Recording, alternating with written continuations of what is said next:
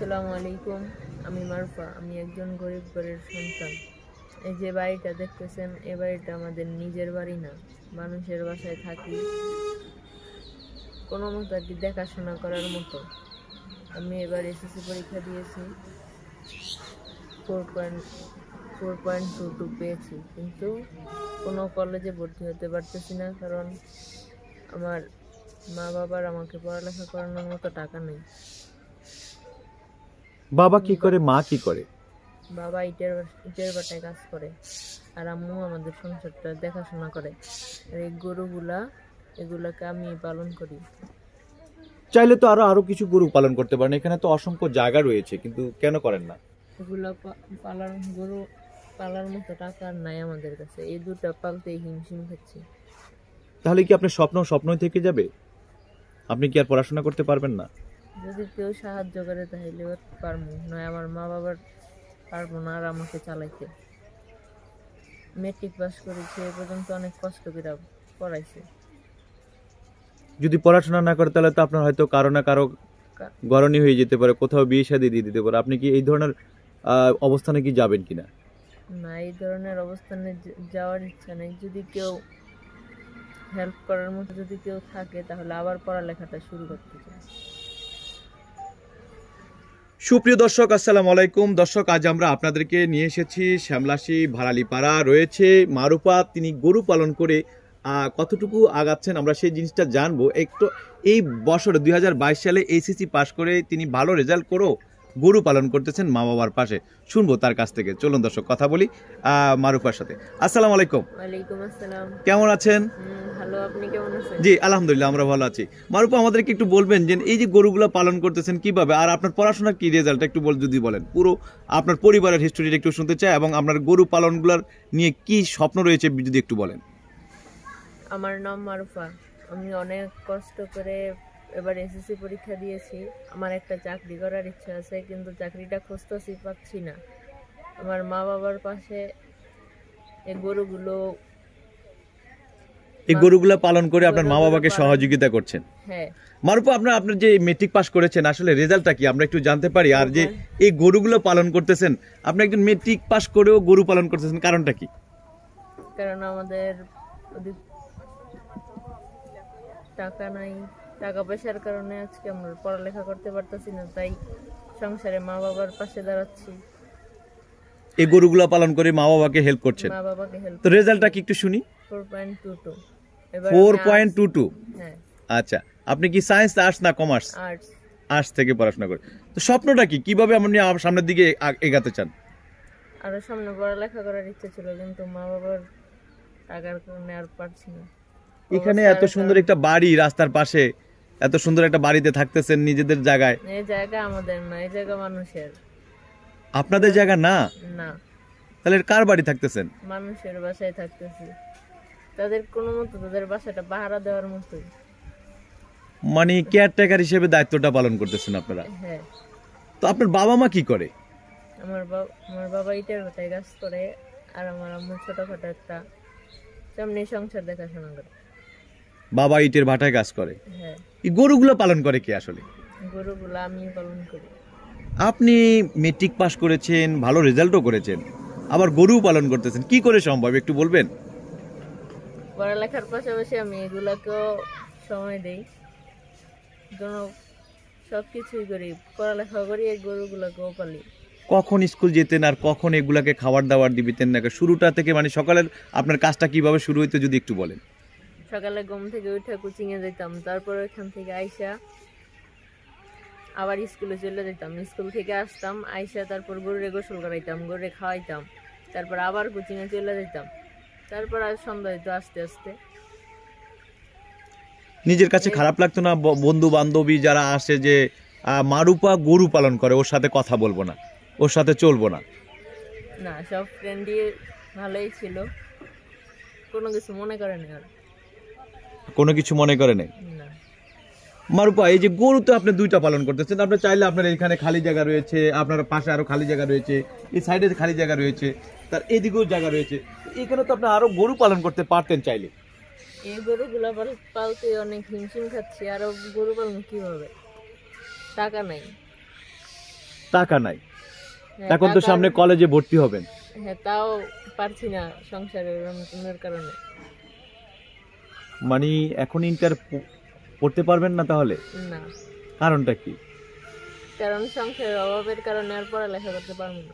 কিন্তু মুখের হাসিতে বোঝা যাচ্ছে যে না, আপনার মনে হয় টাকা পয়সা অনেক কিছু আছে, কিন্তু সে থেকে আপনার বোঝা যাচ্ছে না, কিন্তু মুখের হাসিতে মনে হচ্ছে যে টাকা পয়সার কোনো অভাব নাই। আসলে কি ঠিক? না, ঠিক না। ঠিক না। না।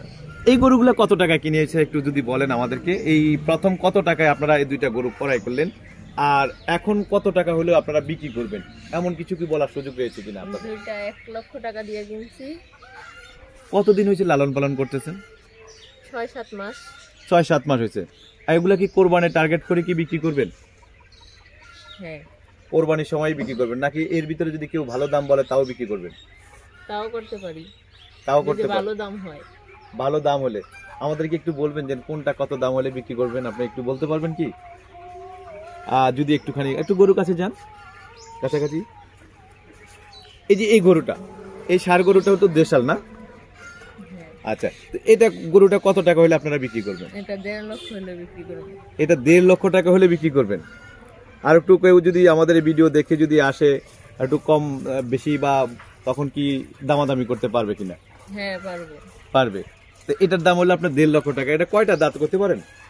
দুটা। এটা দুইটা দাঁত? হ্যাঁ, 2 দাঁত। আর ওই পাশেরটা কত টাকা বিক্রি করবেন? আর ওটা কয়টা দাঁত? ওটারও দুটা দাঁত। 2টা দাঁত। ওটা কত টাকা হলে বিক্রি করবেন? ওটাও 1.5 লাখ। ওটাও 1.5 লাখ। এটার চাইতে তো ওটা একটু ছোট মনে হচ্ছে। এটার চেয়ে ওটা লম্বা বেশি, ওটা বড় বেশি। ওটা বড় বেশি, হ্যাঁ, মানে ওটার গোশটা একটু বেশি হবে, সেই কারণে আপনি ওটার দামটা একই দাম বলতেছেন। হ্যাঁ। কিন্তু দেখতে তো এটা সুন্দর লাগতেছে। ওইটারও সামনে আনলে সুন্দরই লাগবে। সামনে আনলে সুন্দর লাগবে।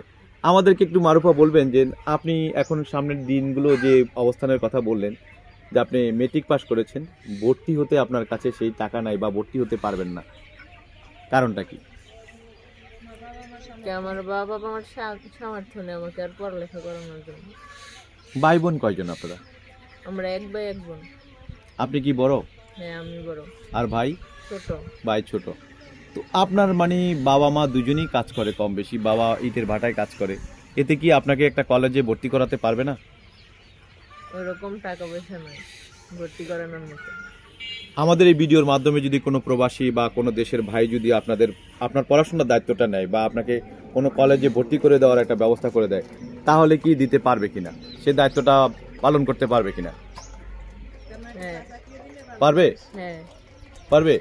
আপনার ইচ্ছাটা কি, আপনার স্বপ্নটা কি? মানে যদি এই ধরনের পৃষ্ঠপোষকতা পান, কেউ যদি আপনাকে এই দায়িত্বটা নেয়, তাহলে আপনার চিন্তা ভাবনা কি, আপনি কতটুকু যেতে চান, পড়াশোনা করতে চান, কি হতে চান আর কি?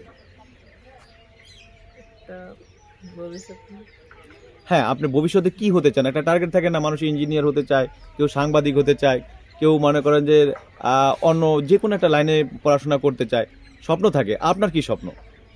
সাংবাদিক হওয়ার স্বপ্ন আছে। আপনার সাংবাদিক হওয়ার স্বপ্ন। তার মানে তাহলে তো আপনার পড়াশোনাটা করতে হবে। হ্যাঁ। তো এই পড়াশোনার দায়িত্বটা যদি কেউ নেয়, তাহলে আপনার কোনো আপত্তি নেই? না। শুধু কলেজে ভর্তি করে দিলে হবে না, কলেজের টোটাল খরচাটা বহন করতে হবে? আপনাকে যে কলেজে ভর্তি করে দিবে বা যে কলেজে আপনি তো সরকারি যে কোনো কলেজে চান্স পেতে পারেন, কারণ আপনার পয়েন্টটা ভালো। হ্যাঁ। তাহলে আপনি সরকারিতে পড়তে চান নাকি প্রাইভেটে? সরকারিতে। সরকারিতে কেন? সরকারিতে কেন না প্রাইভেটে না কেন? টাকা পয়সা নাই দেখা সরকারিতে।